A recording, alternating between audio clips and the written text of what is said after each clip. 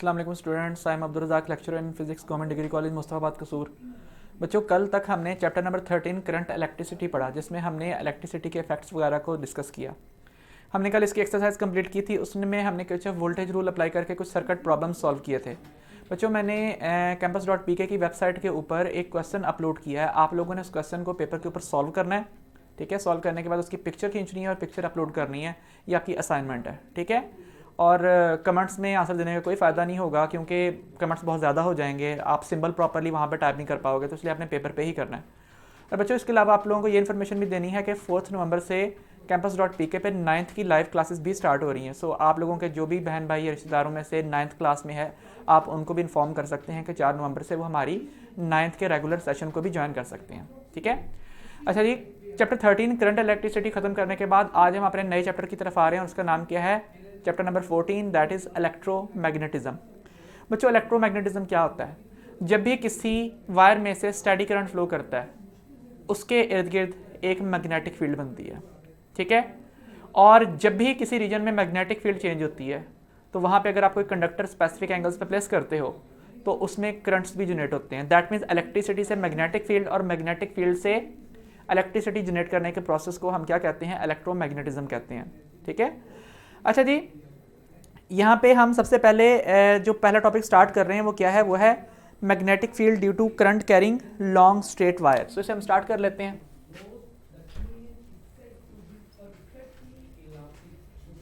Magnetic field due to straight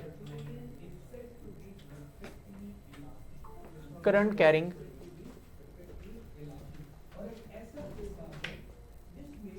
conductor. बच्चों, basically जो topic है ये आपने 10th में भी पढ़ा हुआ है। ठीक है, सो उसी को थोड़ा सा दोबारा से एक्सप्लेन करना है। बच्चों, लेट से हमारे पास एक कार्डबोर्ड है। ठीक है, ये कार्डबोर्ड है जो कि हॉरिजॉन्टल लाई कर रहा है, और आपने क्या किया हुआ है? आपने इसके सेंटर में से एक वायर पास की हुई है। ठीक है, एक वायर है जो कि इस कार्डबोर्ड के सेंटर में से पास करने के बाद जो है इम्बेड करने के बाद यहाँ से पास कर रही है। तो उसको मैंने यहाँ पे कंडक्टर को इस तरह से शो कर दिया है। अब अगर मैं इस कंडक्टर के इस टर्मिनल को बैटरी के पॉजिटिव से और इस टर्मिनल को कनेक्ट करूँ बैटरी के नेगेटिव टर्मिनल से, सो यहाँ पे एक कन्वेंशनल करंट फ्लो करेगा जो कि अपवर्ड डायरेक्शन में होगा। सो ये मैंने आई की डायरेक्शन यहाँ पे बना दी है। अब 10th में एक्सपेरिमेंट के मुताबिक हम क्या करते थे? हम इस वायर के गिर्द एक स्पेसिफिक पॉइंट पे कंपास प्लेस करते थे। कंपास का नॉर्थ किस तरफ पॉइंट आउट करता था? नॉर्थ इस तरफ पॉइंट आउट करता था। ठीक है, और उसके बाद हम यहाँ पे इस जगह पे दोबारा कंपास प्लेस करते थे, नॉर्थ इस तरफ पॉइंट आउट करता था। फिर यहाँ पे इस जगह पे कंपास प्लेस करते थे, नॉर्थ इस तरफ होता था। और यहाँ पे जब हम प्लेस करते थे तो नॉर्थ इस तरफ होता था। आपने इन तमाम नॉर्थ्स को ज्वाइन किया था और यहाँ पे एक मैग्नेटिक फील्ड की डायरेक्शन बनाई थी, जो कि किस फॉर्म में थी? जो कि सर्कल की फॉर्म में थी। ठीक है, अगर आप कंपास थोड़ा सा और दूर प्लेस कर लेते थे तो ये सर्कल भी ज़रा लार्ज रेडियस का बनता था। और अगर आप यहाँ पे सर्कल कंपास जो है वो वायर के करीब प्लेस करते थे तो सर्कल भी बहुत छोटे रेडियस का बनता था। इस तरीके से आपने कंपास प्लेस आउट करने के बाद कार्डबोर्ड के ऊपर लाइंस ड्रा करने के बाद किसी करंट कैरिंग वायर की वजह से जनरेट होने वाली मैग्नेटिक फील्ड को जो है वो उसका एक्सपेरिमेंट किया था, उसको डिटेक्ट किया था। ठीक है, अब बच्चों, इस एक्सपेरिमेंट से जो हमें बातें पता चलती हैं, जो रिजल्ट्स हैं, वो क्या हैं? कि जैसे ही किसी कंडक्टर में से स्टैटिक करंट फ्लो करना स्टार्ट करता है, फौरन ही उसके गिर्द मैग्नेटिक फील्ड बन जाती है। और मैग्नेटिक फील्ड तब तक लास्ट करती है जब तक ये करंट यहाँ से फ्लो कर रहा है। और बच्चों, उसके अलावा इस मैग्नेटिक फील्ड की स्ट्रेंथ उतनी ही ज़्यादा हो जाती है जितना ये करंट स्ट्रांग होता है। दैट मीन्स एक स्पेसिफिक फासले के ऊपर अगर मैग्नेटिक फील्ड एनफ नहीं है कि वो यहाँ पे जो कंपास है उसकी नीडल को बैंड कर सके, तो आप करंट की वैल्यू और बढ़ा दो, मैग्नेटिक फील्ड और स्ट्रांग हो जाएगी, और जिस फासले के ऊपर कंपास की नीडल पे कोई खास इफेक्ट नहीं हो रहा, वहां तक भी इसकी मैग्नेटिक फील्ड पहुंच जाएगी। ठीक है, सो भाई मैग्नेटिक फील्ड एग्जिस्ट करती है जब तक करंट फ्लो करता है, और मैग्नेटिक फील्ड की स्ट्रेंथ करंट की स्ट्रेंथ पे के डायरेक्टली प्रोपोर्शनल है, उस पर डिपेंड करती है। और बच्चों, इसके अलावा हमने यहाँ पे क्या क्या हमने डिस्कस कर लिया कि मैग्नेटिक फील्ड मौजूद है, और ये मैग्नेटिक फील्ड की शेप क्या है? मैग्नेटिक फील्ड की शेप है सर्कल्स की सूरत में। इन तमाम सर्कल्स का सेंटर ये वायर है। ठीक है, इन तमाम सर्कल्स का सेंटर सेम है। तो मैं इसे क्या कहूंगा कि magnetic field exist in large को एनसेंट्रिक सर्कल।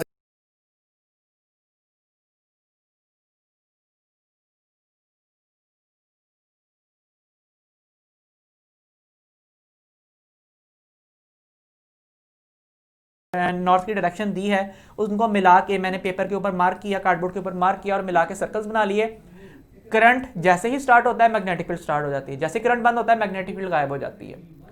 करंट जितना ज्यादा है मैग्नेटिक फील्ड उतनी स्ट्रांग होती है। और मैग्नेटिक फील्ड की शेप क्या होती है? लार्ज नंबर ऑफ कोएंसेंट्रिक सर्कल की सूरत में यहाँ पे मैग्नेटिक फील्ड एग्जिस्ट करती है। तो बच्चों यहाँ तक मैंने बात कर ली इस कार्डबोर्ड की। और बच्चों अब हर दफा बजाय आप यहाँ पे कंपास प्लेस करो और कंपास प्लेस करने के बाद आप यहाँ पे नॉर्थ की डायरेक्शन को फाइंड आउट करो और वहाँ पे एरो हेड्स लगाओ। तो बच्चों आपने एक दफ़ा एक्सपेरिमेंट कर लिया, आपको मैग्नेटिक फील्ड की डायरेक्शन पता चल गई है कि किसी भी कंडक्टर में जिसमें करंट ऊपर को फ्लो कर रहा हो तो करंट मैग्नेटिक फील्ड इस तरह से घूमती है। सो बच्चों यहाँ से आपको ये बात पता चलती है कि हमारे पास जो मैग्नेटिक फील्ड की डायरेक्शन है वो एक रूल से फाइंड आउट की जाती है और उस रूल का नाम क्या है? उस रूल का नाम है राइट हैंड ग्रिप रूल। ठीक है जी। इस रूल के मुताबिक grasp the current carrying conductor in the fist of your right hand such that the thumb will point out in the direction of conventional current and curl of the fingers will point out in the direction of circular magnetic field. तो भाई अगर current ऊपर की तरफ है तो current magnetic field lines इस तरफ घूम रही हैं। अगर आप इसको ऊपर से देखोगे तो ये मैग्नेटिक फील्ड लाइंस की डायरेक्शन आपको एंटी क्लॉकवाइज लगेंगी। और अगर आप इसको यहाँ पे रेयर व्यू करोगे तो यहाँ पे जो मैग्नेटिक फील्ड लाइंस की डायरेक्शन है वो आपके लिए क्या होगी? वो क्लॉकवाइज होगी। तो फिलहाल हमने चूंकि ऊपर से व्यू किया हुआ है इस कार्डबोर्ड को तो हमें नजर आ रहा है कि यहाँ पे जो मैग्नेटिक फील्ड लाइंस है वो किस डायरेक्शन में बन रही है? वो एंटी क्लॉकवाइज डायरेक्शन में बन रही है। तो यहाँ तक हमने राइट हैंड ग्रिप रूल की बात कर ली है। ठीक है, ये बेसिक इंट्रोडक्शन था जिसका मकसद ये बताना था कि जब भी किसी वायर में से स्टैटिक करंट फ्लो करेगा उसकी मैग्नेटिक फील्ड सेटअप होगी।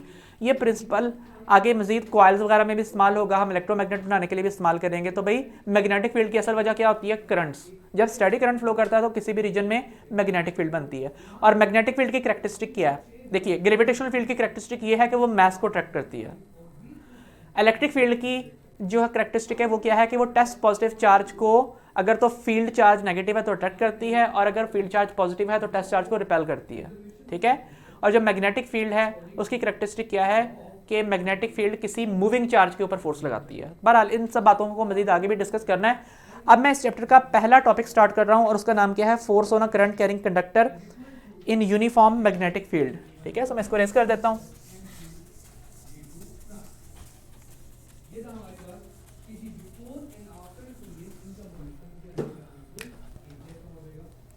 बच्चों यहाँ पे मैं हेडिंग डाल रहा हूँ force on a current carrying conductor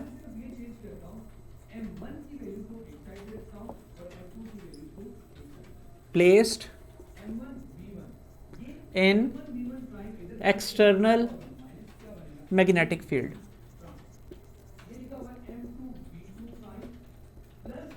so बच्चों किसी भी करंट कैरिंग कंडक्टर को जब हम किसी एक्सटर्नल मैग्नेटिक फील्ड में एक स्पेसिफिक एंगल पे प्लेस करते हैं तो उसके ऊपर भी एक मैग्नेटिक फोर्स लगती है। हम उसको डिटरमिन करने के लिए यहाँ पे एक लॉन्ग क्वेश्चन स्टार्ट कर रहे हैं।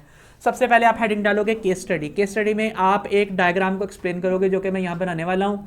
मैं सिर्फ बनाऊँगा, लिखना ही आप लोगों ने खुद है। ठीक है, सो केस स्टडी और यहाँ पे क्या बनानी है? यहाँ पे बनानी है डायग्राम। बच्चों let us consider that we have a set of metallic railings. Railings का क्या मतलब है? जिस तरह से रेल्स के लिए जो वो पटरियाँ होती हैं वैसे यहाँ पे आपने क्या किया है? यहाँ पे आपने मेटालिक रेलिंग्स बनाई हैं जिनके ऊपर एक करंट कैरिंग कंडक्टर को हमने प्लेस करना है। ठीक है, ये मेटालिक रेलिंग्स हैं और इनको आपने एक वेरिएबल वोल्टेज वाली बैटरी के साथ कनेक्ट किया है। ठीक है, सो लेट से मैं कहता हूँ कि यहाँ पे आपने इधर से वायर निकाली है और इसको आपने वायर को कनेक्ट कर लिया है बैटरी के नेगेटिव टर्मिनल के साथ और जो दूसरा एंड है उसको किसके साथ कनेक्ट कर लिया है? पॉजिटिव टर्मिनल के साथ कनेक्ट कर लिया है। और यहाँ पे आपने क्या किया है? इस तरह से एक रेगुलेटर का सिंबल डाल दिया कि ये जो पावर सप्लाई है ये वेरिएबल वोल्टेज प्रोवाइड कर सकती है। अब हमने क्या करना है? अब हमने यहाँ पे इस रीजन में एक मैग्नेटिक फील्ड अप्लाई कर देनी है। बच्चों मैग्नेटिक फील्ड अगर बोर्ड से या पेपर से बाहर की तरफ हो तो उसको रिप्रेजेंट करने का ये तरीका होता है कि आप यहाँ पे डॉट्स डालो इस तरह से और डॉट्स डालने के बाद उसको बॉक्स में इनक्लोज कर दो अगर करना चाहो तो। और अगर magnetic field into the page जा रही है, आपसे अवे जा रही है, तो उसको शो करने का क्या तरीकाकार होता है कि आप इस तरह से क्रॉस लिखो उस रीजन के अंदर और क्रॉस लिखने के बाद उसको बॉक्स में इनक्लोज कर दो। ठीक है, सो इस तरीके से आप out of the page magnetic field को रिप्रेजेंट कर दोगे, into the page magnetic field को रिप्रेजेंट कर दोगे। लेकिन अगर आपने डॉट डालने के बाद उसको सर्कल कर दिया तो उसका मतलब है यहाँ पे एक करंट कैरिंग कंडक्टर प्लेस्ड है जिसमें करंट बाहर की तरफ आ रहा है, और आपने अगर क्रॉस डालने के बाद उसको सर्कल कर दिया तो उसका मतलब ये है कि यहाँ पे एक करंट कैरिंग कंडक्टर है जिसमें करंट की डायरेक्शन इनटू द पेज है। और याद रखिएगा कि यहाँ पे सारी की सारी बात कन्वेंशनल करंट के लिए हो रही है, ठीक है। सो अब मैं यहाँ पे इस रीजन में एक परपेंडिकुलर मैग्नेटिक फील्ड अप्लाई करने लगा हूँ, ठीक है। सो यहाँ पे मैं इस तरह से डॉट से रिप्रेजेंट कर रहा हूँ कि यहाँ पे मैग्नेटिक फील्ड लाइंस की डायरेक्शन क्या है, that is out of the plane of the board. आप लोग प्लेन ऑफ द पेपर लिखोगे क्योंकि आप पेपर पे इस क्वेश्चन को अटेम्प्ट कर रहे होगे। सो ये मैग्नेटिक फील्ड है, ठीक है। इसको मैं बी से रिप्रेजेंट करता हूँ। अब मैंने क्या करना है, अब मैंने यहाँ पे एक करंट कैरिंग कंडक्टर प्लेस कर देना है, ठीक है। ये एक वायर है जो कि मेटालिक रेलिंग से कनेक्ट होने की वजह से बैटरी के कनेक्शन में आ जाएगी, और बैटरी के कनेक्शन में आते ही क्या होगा, यहाँ पे एक upward net conventional current flow करना स्टार्ट हो जाएगा, जिसको मैं क्या नाम दूंगा, जिसको मैं नाम दूंगा करंट आई। तो यहाँ पे अपवर्ड करंट फ्लो कर रहा है आई, ठीक है। अब जरा देखिए कि यहाँ पे जो इफेक्टिव लेंथ इस कंडक्टर की मैग्नेटिक फील्ड के परपेंडिकुलर है, उस लेंथ को मैं यहाँ पे इस लाइन एल से रिप्रेजेंट करता हूँ। और बच्चों क्योंकि मैंने करंट की डायरेक्शन को आगे रिप्रेजेंट करना है, करंट यहाँ पे अपवर्ड फ्लो कर रहा है, लेकिन वेक्टर प्रोडक्ट के फार्मूलाज में मैं करंट की डायरेक्शन नहीं ले सकता। वजह क्या है, करंट एक स्केलर क्वांटिटी है और मुझे क्या करना है, मुझे वेक्टर क्वांटिटी चाहिए। तो आपको पता है कि जो लेंथ है, लेंथ वेक्टर भी हो सकती है, लेंथ स्केलर भी हो सकती है। For example distance is scalar while displacement is vector. So मैं अगर इस लेंथ के ऊपर वेक्टर साइन डाल लूँ और यहाँ पे जो करंट की डायरेक्शन है, तो करंट को डायरेक्शन देने के बजाय लेंथ को डायरेक्शन दे लूँ, तो यहाँ पे जिस तरफ करंट फ्लो कर रहा होगा कन्वेंशनल करंट, मैं उस तरफ लेंथ की डायरेक्शन दिया करूँगा। तो जैसे ही आप इस ऑपरेटर्स को सेटअप करोगे तो आप ये देखोगे कि यहाँ पे इस करंट कैरिंग कंडक्टर के ऊपर एक मैग्नेटिक फोर्स लगेगी। इस फोर्स को मैं एफ बी का नाम दे रहा हूँ, मैग्नेटिक फोर्स, ठीक है। सो मैग्नेटिक फोर्स के लिए मैंने यहाँ पे क्या सिंबल लिख दिया, एफ बी लिख दिया। अब इस एफ बी की वजह से इस कंडक्टर का के ऊपर चूंकि नेट फोर्स लग रही है, इसमें नेट एक्सेलरेशन जनरेट होगी और ये कंडक्टर यहाँ पे इस तरफ मूव करना स्टार्ट कर देगा, एक्सेलरेट करना स्टार्ट कर देगा जब तक इसके ऊपर फोर्स लगती रहेगी, नेट फोर्स लगती रहेगी। लेकिन अगर आप चाहो कि आपने इस मैग्नेटिक फोर्स को मेजर करना है, तो क्या करोगे, यहाँ पे इस कंडक्टर को किसी थ्रेड से बांध लो और थ्रेड से अटैच करने के बाद आप क्या करो, यहाँ पे एक स्प्रिंग बैलेंस लगा दो। तो यहाँ पे आप एक स्प्रिंग बैलेंस लगाओगे जो कि किसी फिक्स्ड सपोर्ट के साथ लगा होगा और वो इस मैग्नेटिक फोर्स की वैल्यू आपको मेजर करके दे रहा होगा, ठीक है। तो इस तरीके से आपने केस स्टडी लिख लेना है कि let us consider that we have a set of metallic railing to which a battery of variable voltage is connected, so the value of voltages can be increased or decreased, so is the current भी increase या decrease किया जाता है।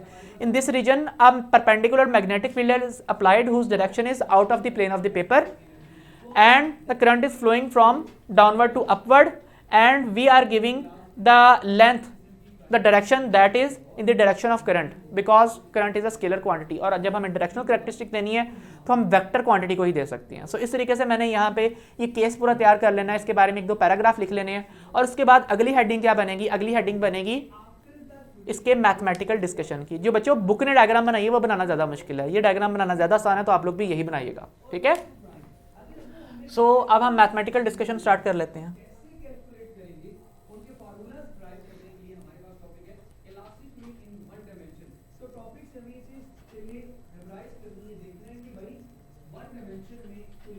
Mathematical discussion क्या होगी बच्चों, सबसे पहला पॉइंट तो ये होगा कि हमने देखना है कि ये मैग्नेटिक फोर्स की वैल्यू किस तरह से बढ़ती है। हम क्या करेंगे, यहाँ से वोल्टेज की वैल्यू बढ़ाएंगे, वोल्टेज की वैल्यू बढ़ाने से करंट की वैल्यू बढ़ेगी, करंट की वैल्यू बढ़ने से आप एक्सपीरियंस करोगे कि जो स्प्रिंग बैलेंस है इसके ऊपर आने वाली रीडिंग भी क्या कर जाएगी, इंक्रीज कर जाएगी। सो इस पहले एक्सपेरिमेंट से हमें ये पता चलेगा कि मैग्नेटिक फोर्स का मैग्नीट्यूड किसके डायरेक्टली प्रोपोर्शनल है, वो डायरेक्टली प्रोपोर्शनल है net current flowing through the conductor के, ठीक है। इसके बारे में एक लाइन भी लिखनी है और ये फॉर्मूला भी लिख देना है जिस तरह से मैंने यहाँ पे लिखा है कि the magnitude of magnetic force is directly proportional to the magnitude of net current, net conventional current flowing through the conductor. इस पे बात कर लेनी है।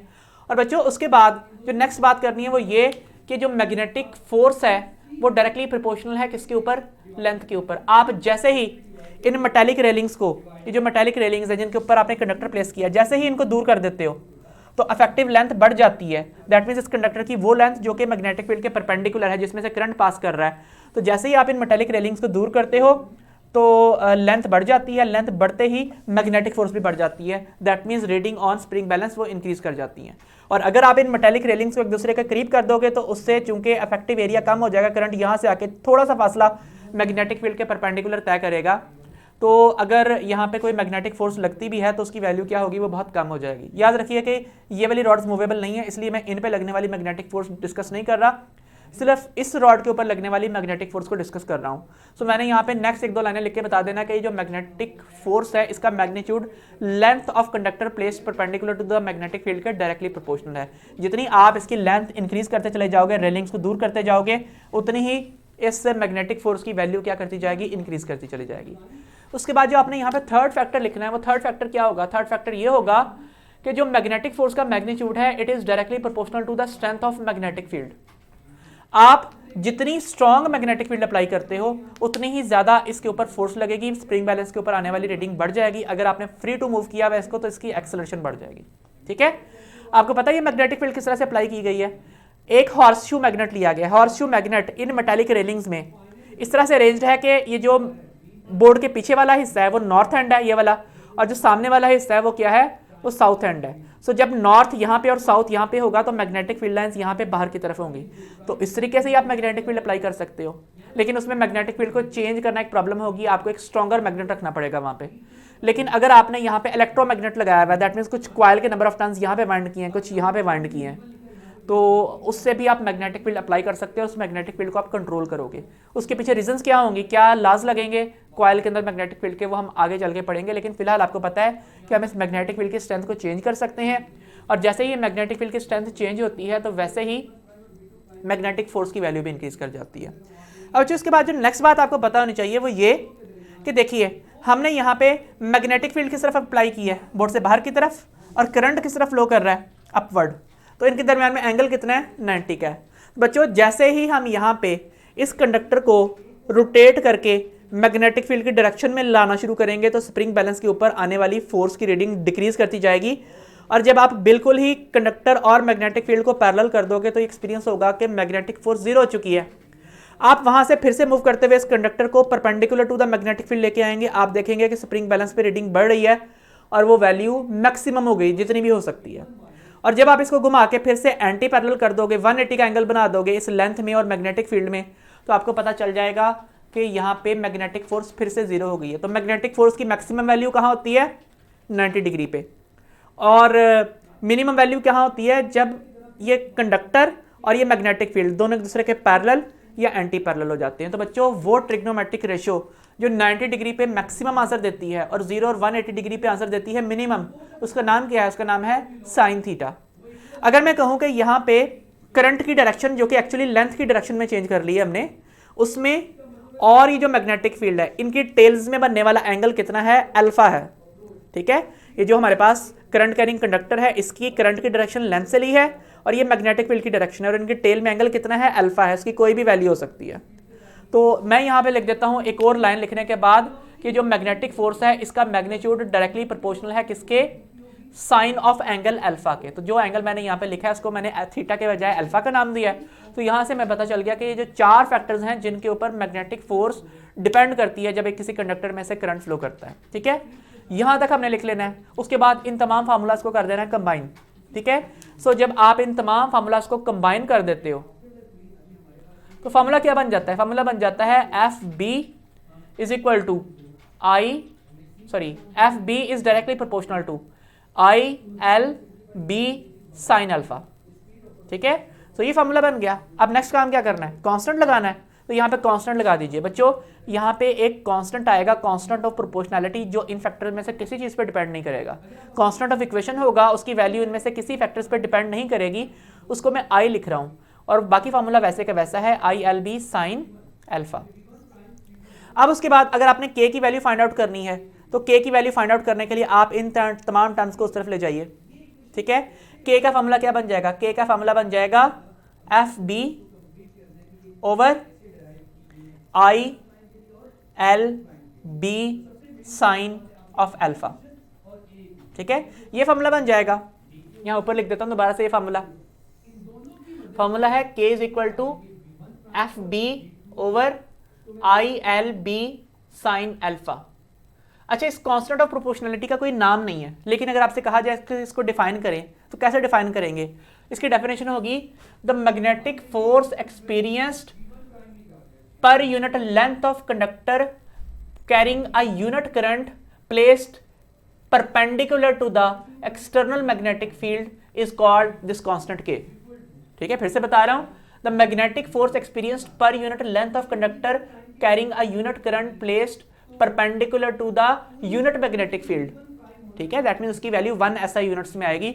तो उसको हम क्या कहते हैं, उसको हम कहते हैं इस इक्वेशन का कांस्टेंट K। इसका कोई नाम नहीं दिया गया। तो बच्चों अब हमने क्या करना है, अब हमने एक एक्सपेरिमेंट परफॉर्म करना है। एक्सपेरिमेंट परफॉर्म करते हुए हमने क्या करना है, एक ऐसा कंडक्टर लेना है जिसकी लेंथ कितनी हो, 1 मीटर हो, उसमें से करंट कितना पास कर रहा हो, 1 एम्पेयर पास कर रहा हो, उसके परपेंडिकुलर मैग्नेटिक फील्ड कितनी अप्लाई की गई हो, वो हो 1 SI यूनिट। इसके यूनिट मैंने डिफाइन कर रहे हैं तो वैसे लिख रहा हूं फिलहाल 1 SI यूनिट। और जो साइन अल्फा हो उसकी वैल्यू क्या आए, 1 आए। दैट मीन्स अल्फा की वैल्यू कितनी हो, 90 डिग्री हो।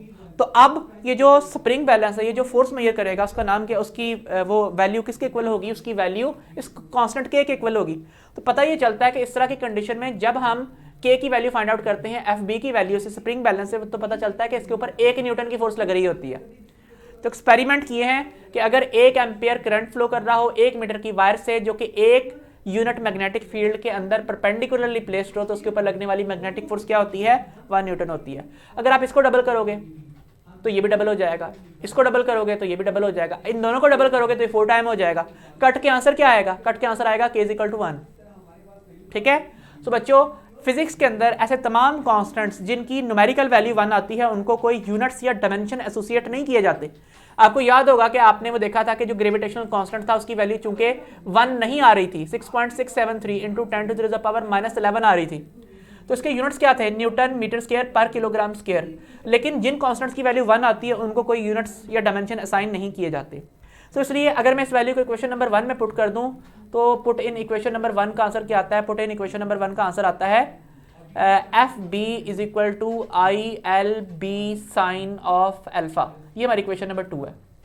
ठीक है, तो यहां तक हमने मैग्नेटिक फोर्स का फॉर्मूला ड्राइव आउट कर लिया। अब हम जो यहाँ पे एक नई टर्म देख रहे हैं B मैग्नेटिक फील्ड, उसको डिफाइन करना है। तो हम यहाँ पे मैग्नेटिक फील्ड की बात करने लगे। अब बच्चों मैग्नेटिक फील्ड की डेफिनेशन लिखनी है आपने, तो आपने क्या करना है, अब यहाँ पे B को यहाँ रहने देना है, बाकी तमाम टर्म्स उस तरफ ले जाके डिवाइड कर देनी है। क्या बनेगा, B = FB over IL sine alpha.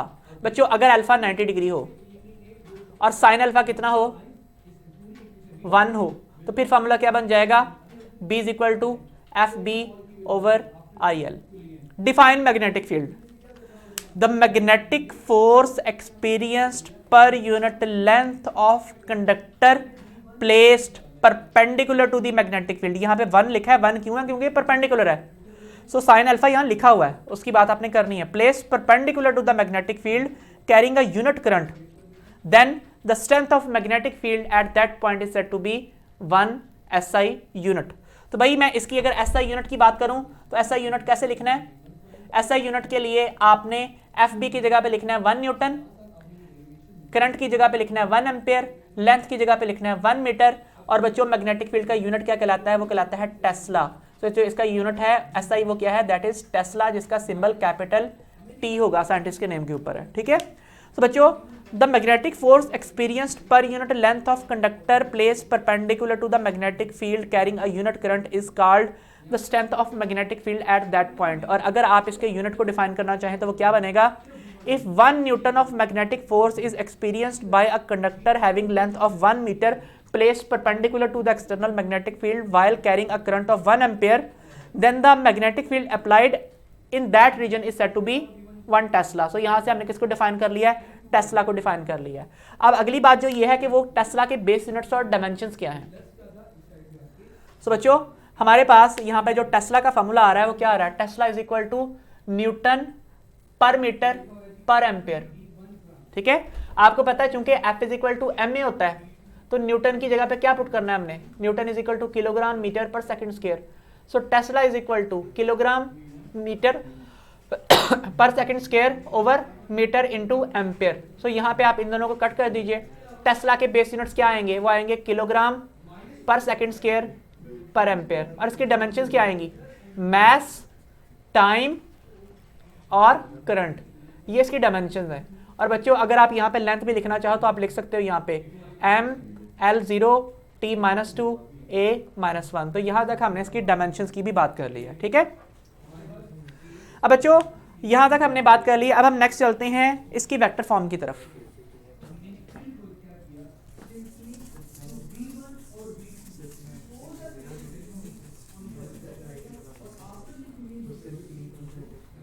बच्चों आपको पता है कि जो कोई भी फोर्स होती है वो वेक्टर क्वांटिटी होती है, ठीक है। सो आपने अब इसकी वेक्टर फॉर्म डालनी है। आपको पता है कि यहाँ पे जो मैग्नेटिक फोर्स है वो वेक्टर तब बनेगी जब आप इसके मैग्नीट्यूड के साथ इसका यूनिट वेक्टर लिखोगे। और बच्चों पता ये चलता है कि यहाँ पे अगर लेंथ इस तरफ है और मैग्नेटिक फील्ड बोर्ड से बाहर की तरफ है, ठीक है।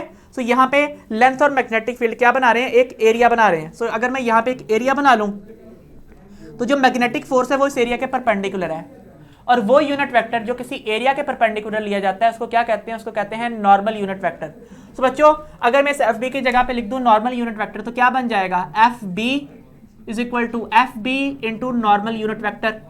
एफ बी की वैल्यू पुट कर दीजिए, क्या बनेगा, F B is equal to I L B sine of alpha into unit vector N. आपको पता है लेंथ और मैग्नेटिक फील्ड वेक्टर है, करंट वेक्टर नहीं है।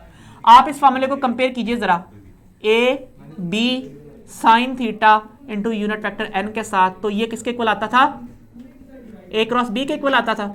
तो इसी तरीके से अगर ये ए क्रॉस बी था तो आप इसकी जगह पे जो लेंथ इंटू बी है उसको भी एल क्रॉस बी लिख सकते हैं। So magnetic force will be I multiplied by cross product of length and magnetic field. ये हमारी इक्वेशन नंबर 3 है, ठीक है। सो बच्चों आपको पता है कि जो यूनिट नॉर्मल वेक्टर है इसकी डायरेक्शन हम कैसे फाइंड आउट कर सकते हैं, by right hand rule for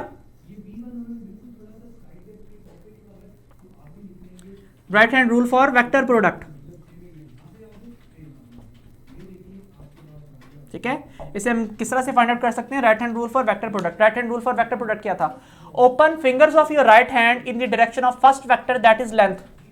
length किस तरफ है, करंट की डायरेक्शन में, वो है ऊपर की तरफ।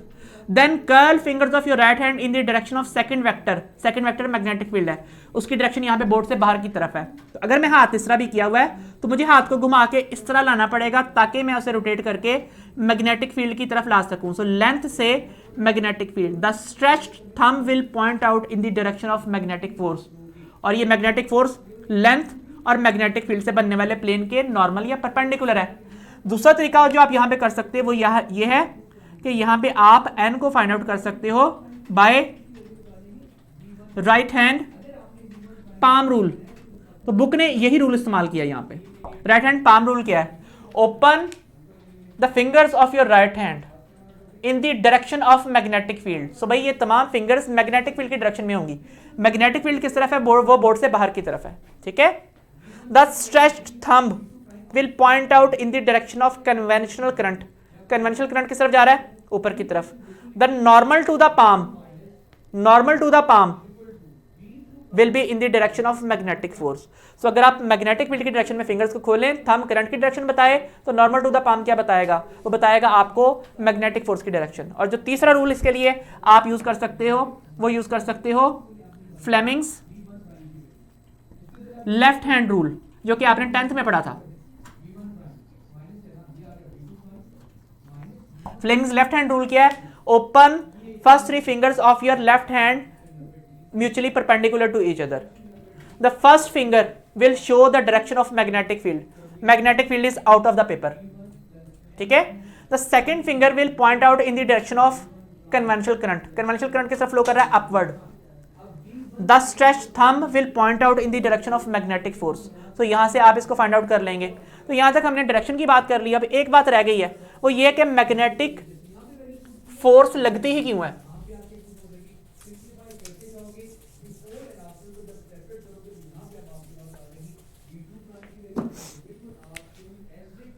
रीजन फॉर मैग्नेटिक फोर्स, ठीक है, इस पे बात करनी है अब हमने, ठीक है।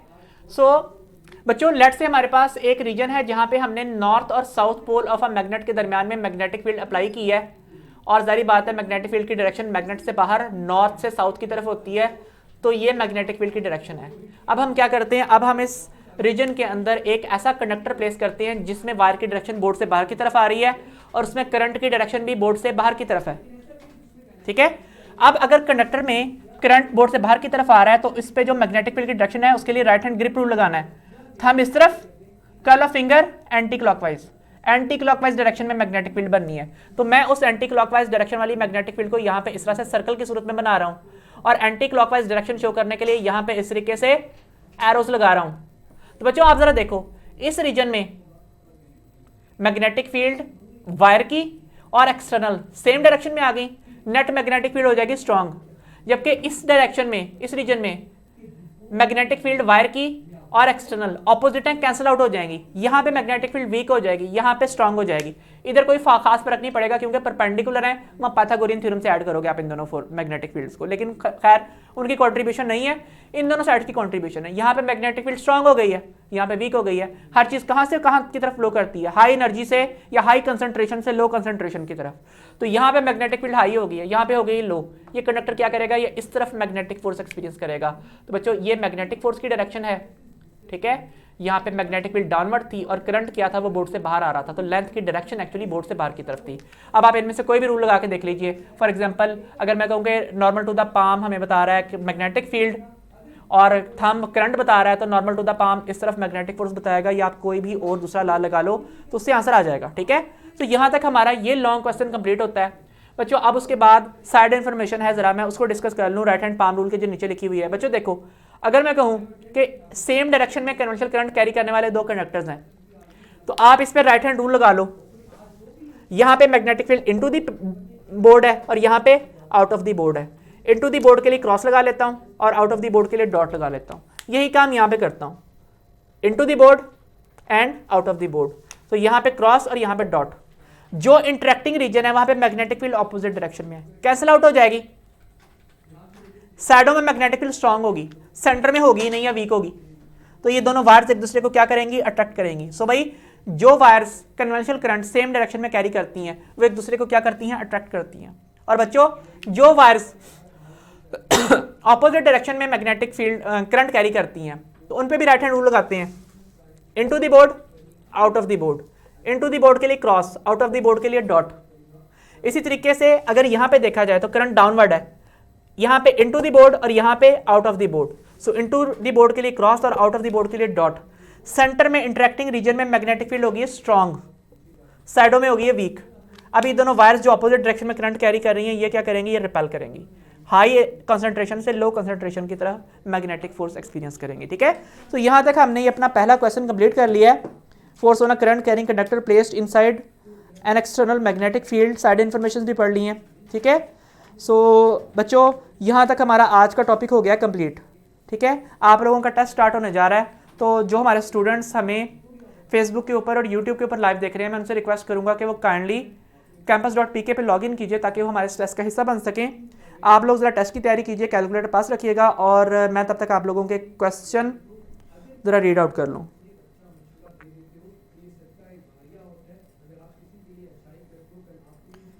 बच्चों फिर से बता दूं कि मैंने आप लोगों को एक असाइनमेंट दी हुई है और असाइनमेंट मैंने अपने वो पेज के ऊपर अपलोड कर दी है। ये जो campus.pk पे बना हुआ है, मेरी आईडी बनी हुई है वहाँ पे, तो वहाँ से देखिए और देखने के बाद उसको पेपर के ऊपर सॉल्व करके पिक्चर खींच के उसको अपलोड कीजिए। ठीक है, ध्यान से तीनों चीज़ें फाइंड आउट करनी है, करंट भी, पोटेंशियल भी और पावर डिसिपेटेड भी।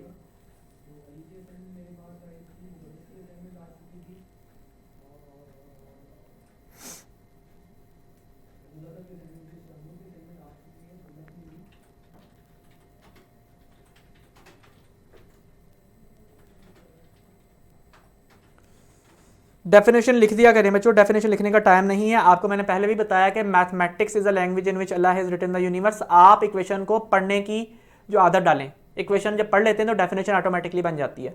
रट्टे से ही चीज़ जब आप याद करेंगे, डेफिनेशन याद करेंगे तो एग्जाम में जाके भूल जाएगी, क्या करेंगे। तो इसलिए आप लोगों ने मैथमेटिकल इक्वेशंस पढ़ने की आदत डालनी है। मैथमेटिकल इक्वेशंस पढ़ लेते हैं तो डेफिनेशन बन जाती हैं।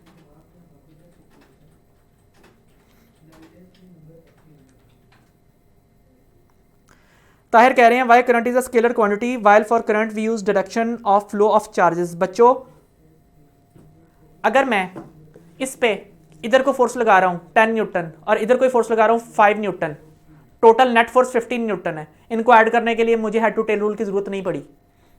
मैं इधर को 10 न्यूटन लगा रहा हूं और इधर को लगा रहा हूं 5 न्यूटन। ऐड करने के लिए 10 - 5 करने के लिए वेक्टर एडिशन की जरूरत नहीं पड़ी, हेड टू टेल रूल की जरूरत नहीं पड़ी। जरूरत तब पड़ेगी जब मैं एक फोर्स इधर को लगाऊं और एक फोर्स इधर को लगाऊं, एक फोर्स इधर को हो एक ऊपर को, फिर जरूरत पड़ेगी हेड टू टेल रूल की। तो भाई जब पॉजिटिव से नेगेटिव या नेगेटिव से पॉजिटिव करंट फ्लो कर रहा है, एक ही डायरेक्शन है, या तो पॉजिटिव से नेगेटिव या नेगेटिव से पॉजिटिव, उसमें वेक्टर एडिशन या हेड टू टेल रूल लगाने की क्या जरूरत है। तो बच्चों वेक्टर क्वांटिटीज सिर्फ वो नहीं होती जिनकी डायरेक्शन हो, वो क्वांटिटीज होती हैं जिनमें आपको हेड टू टेल रूल लगाने की जरूरत पड़े, जो वेक्टर लॉ ऑफ एडिशन को फॉलो करें, वो वेक्टर्स होती हैं। तो करंट वेक्टर क्वांटिटी नहीं है, ठीक है। यूनिट डायरेक्शनल जो चीजें होती हैं उनमें आपको वेक्टर लेने की जरूरत नहीं होती। For example pressure is the force perpendicular force experience per unit area. तो जब डिफाइन कर दिया परपेंडिकुलर है तो उस वक्त उसमें फिर डायरेक्शन लेने की क्या जरूरत है, ठीक है। ये हमने बात कर ली। अब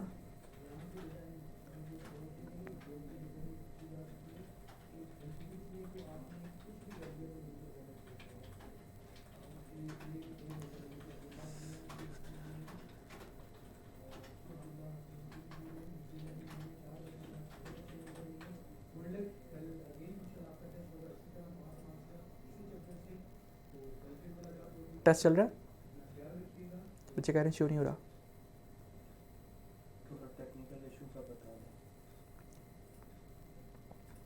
बच्चों टेस्ट में कोई टेक्निकल इशू भी हो सकता है।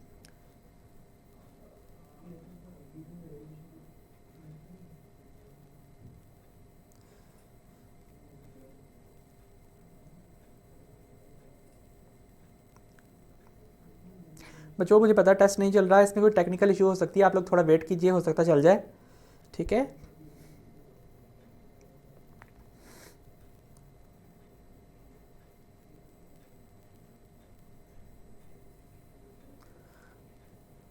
ओके बच्चों, आज का हमारा लेक्चर टाइम वाइंड अप होता है, ठीक है। इंशाल्लाह ताला कल हम मिलेंगे और कल हम नेक्स्ट अपना टॉपिक जो है वो स्टार्ट करेंगे।